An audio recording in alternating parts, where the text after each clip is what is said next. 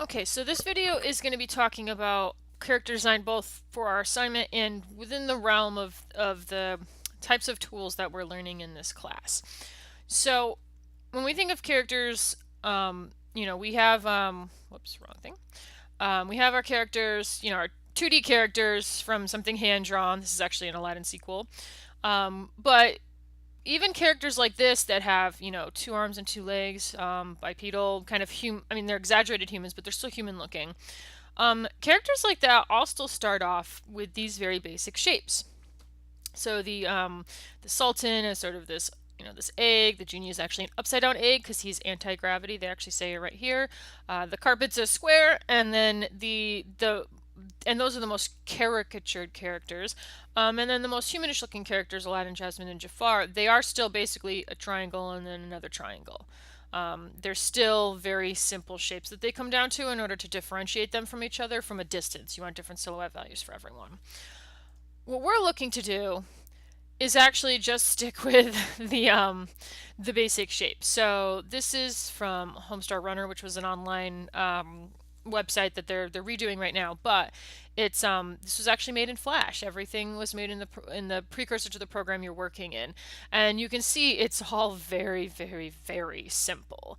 All the eyes are mostly circles, and Homestar Runner doesn't actually have any arms, although he does. We can see him move things that we just don't see the arms.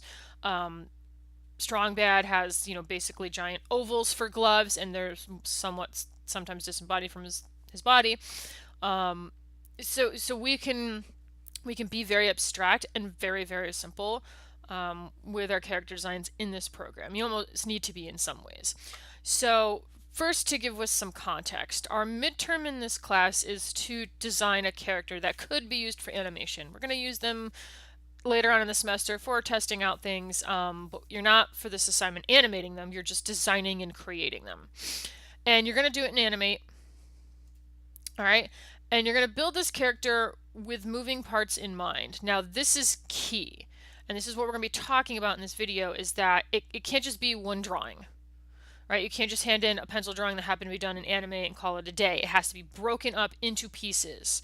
And we're going to talk about how that works in the context of this program as well, why things need to be broken up. But first, we want to talk about the design of things and how certain things will work better in this type of program than others.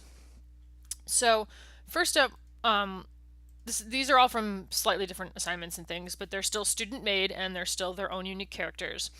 So this is a character that it's really nicely simplified. Like, this is a very nice looking character. However, if you were to pick the worst, like most difficult character to animate in a program like this, it would be a quadruped with doubled hinge joints on every limb and also wings and also a tail that would need to bend in the middle. This is the culmination of everything that makes life difficult. And if I was in Maya or a 3D program, that would be plausible. Maybe in After Effects. But in something like this where hierarchy is difficult, these types of joints are difficult. So you have an upper hinge and then a lower hinge and then this last one. And that's a lot. There's 3 hinges, A, B, and C. That's a lot. That's a long hierarchy. That's a lot to keep track of. And it's also walking on all 4 of those limbs. So any limb you're walking on is more difficult. So as lovely as this character is, you would have a heck of a time animating them. Here we have someone actually figuring their way to a much more appropriate character. They started off with this dog, and he's cute and everything, but you can see they struggled with the legs. This is not simplifying limbs, like halfway simplifying limbs is pretty difficult, and I saw the 4 legs and I went, ooh, that's very difficult. And then they kind of went to this before they moved to this cat, which is great because there's this lot of silly detail in the face, but the body is just kind of an oval with the tail sticking out of it. And look at these little feet. This is not anatomically accurate to how a cat behaves at all. However, we don't need it to be. We still read this as a cat because it has pointy ears and whiskers. If you wanted it to be a dog, it would need a little bit of a muzzle on it, and it would need different shaped ears and a very different tail. But you could do the same thing. These little oval feet, which would just kind of go like doop doop doop doop doop doop, complete with sound effects. That's what you would do with this character. You can animate it. abstracting this stuff is the hardest part, right? Simplifying is another word for abstracting, and that's the hardest part. Here we have a character who's also nicely simplified. The thing you would have to be aware of in a character like this is that, see this like wavy cape? There's no good way to have a wave in something, except to draw it, just to hand draw it. And we've got an example from the book later on that goes over that I can show you how that's built. And it's the same with the cape. Maybe you want it to have like down when it's sad and up when he's scared or excited or something. And so you would have to use a combination of pieces moving around, like maybe eyes are moving and stuff like that. And hand animated bits. We can, in our program, have animated loops of things. And what we would call replacement parts. So if you had a different hat for happy and sad and neutral, and it would replace itself, think like the weird pasted on mouth for Robot Chicken, or when the South Park characters flip from front to side, they're just replacing the puppet. So that's replacements. Now these were drawn in Illustrator because this was a different class, different assignment. They're just good examples. Here we have a character that's highly simplified, although you can tell they had less time than you on it because you can see these are just brush strokes clearly. These we're gonna want something a little bit nicer than that. But because he's so rounded, you can get a lot out of a character like this if you want to. Note that circles are a really strong shape. A just plain oval, I know we saw one here earlier, it's tougher to pull off. This kind of works because he's a chunky cat, and this is not actually a perfect oval. He's a little bit egg-shaped. So the front half here is chunkier than the back half here. So this is not a perfect oval. If I was to grab the ellipse tool, all right, there we go. That's a perfect oval. And you can see that's just a less interesting shape. This is actually sculpted a bit. This is a primitive. So you can get away with primitives as circles, but not ovals. And so you can see he shaped a little bit of the foot, which is good. So just keep that in mind as you're building stuff. I have to go into something here, but this character, this is great because I said before that feet hitting the ground is one of the more difficult things. This character actually has, and he's got animation on him. Again, this is a different assignment, but see this little like just back and forth, like it's clearly it's hovering, magnetic technology, whatever. He doesn't have to walk on his feet.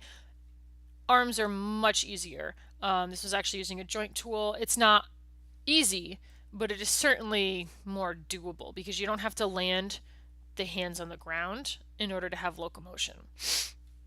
If you wanted to go really, really crazy, make your life easy, you have this floating orb dude. All circles pretty much. Ovals for details, that's okay. It's the whole shape that you have to be wary of. But again, this is a much simpler, blander version of what you guys should do because they only had a week and you guys have a couple. So this is like a good start, but it's a great idea. This is a really good idea for a character in this situation because the parts can just move around and you could put replacements for the eyes depending on the situation. That's sort of an idea. My favorite character I've ever gotten for a hinge joint perspective is this one because, let me unlock the layers. You can see everyone is working with layers. Layers abound in this. And just kidding. There we go. What you could easily do is have this whole foot kind of move and just hinge from up here. And same with the wings. The wings could just hinge from right here. And so it's just one hinge. So hinge joints are fine when it's just one moving off of the body. And that's what's nice about this one is that it's the body and then there's one hinge, one hinge. There's no complicated joint chains. It's just one piece. You could even do that. I think these are individual. Yeah, you could kind of tie them in together and I'll have them, moving like that, or, maybe kind of slide them together. So if he's, I don't know, on point or something, let's say, we could there we go, bring it out like that, and then have them spread out for something else, whatever it is. So this is a great example of things are not floating, there are hinges, but there's so much more deal with the bowl, for lack of any sort of better wording. All right, so when you guys are designing these characters, make sure you're considering what's going to happen afterwards. You'll also notice that these are separated into different layers, which we'll get into later, but at bare minimum, when you're doing the first step of this for the next class, you want them to be made as separate pieces. You do not want, these are all separate pieces too. What we don't want is everything to be still connected. We don't want one piece.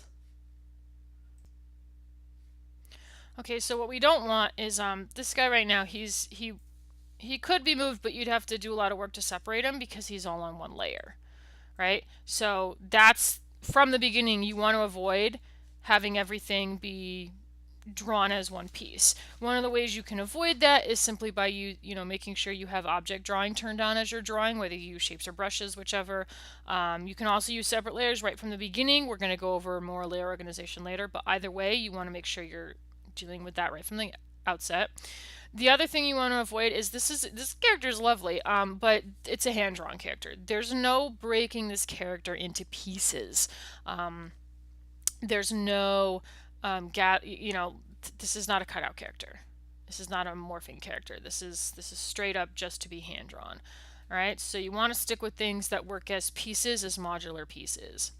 The last thing I will say about the assignment is this needs to be yours.